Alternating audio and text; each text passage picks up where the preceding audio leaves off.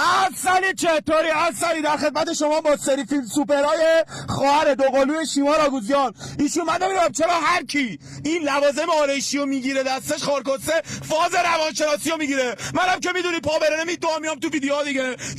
کون لختم اومدم برات خارکسته. چند تا فکر راجع به پسرا که احتمالاً نمیدونی. اگه دوستای دوست پسرت سعی میکنن مختو بزنن پس دوست پسرت باهات جدی نیست. این گوشه کنار خودش هم داره یه کاری میکنه. ببین مادققه همین اول کار بهت بگم خارکسته. من آیسان اسلامی نیستم یکی اینوری که اونور خواهی کنم بیام معذرت خواهی کنم ازم. من کون لخت میدم دوباره کونتو پاره میکنم. علی قیاسی نیستم زبونمو بندم لات لیستو بکشم بیام بالا یهو میام بالا سرت ام میکنم رو چشای سبز انیتا. پسری که بیشتر از همه نگران اینه که دختر تیغش بزنه از همه گداتره. نه باریکلا خوش آمد آقا خوش آمد. به عنوان یه جنده اطلاعات عمومی عالیه باریکلا. فکت سوم پسری که دوستای خیانتکار داره پس قطعا خودش هم خیانتکاره.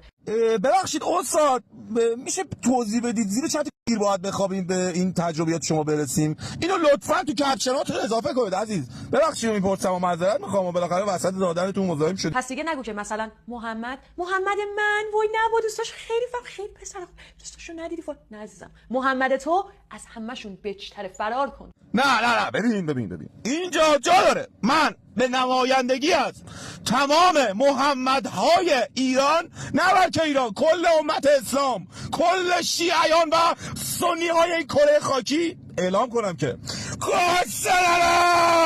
به نظر من ماچا بهترین اختراع بشره. هر کسی که هیتش میکنه حسوده. اون پسره هست که از همه بیشتر وعده وعید میده و حرف میزنه ولی عملگرایی صفر. از اونا دوست پسر و در نهایت شوهر در نمی. آخه بابا ببین کسکش پدرم مادرم جده. مگه خارکسته با نماینده مجلس رفتی تو رابطه که وعده و وعید بده عمل کنه؟ بابا سیکشتیر کنید بیرون کسکش. در نهایت پسری که تو مسیر موفقیتت بهت کمک نمیکنه عزیز دلم بهت یه حسادت پنهان داره. هر چقدر دوستت داشته باشه آدم خفنی باشه کولی باشه ولی باز داره بهت حسادت میکنه. 26 کی تو 26 جای. آقا من بخندم بدا مارک زاکربرگ سلام زندگی زیباست الگوریتم اینستاگرام من خوشحالم تقدیم به نگاه زیبای ملت من خیلی هپیم.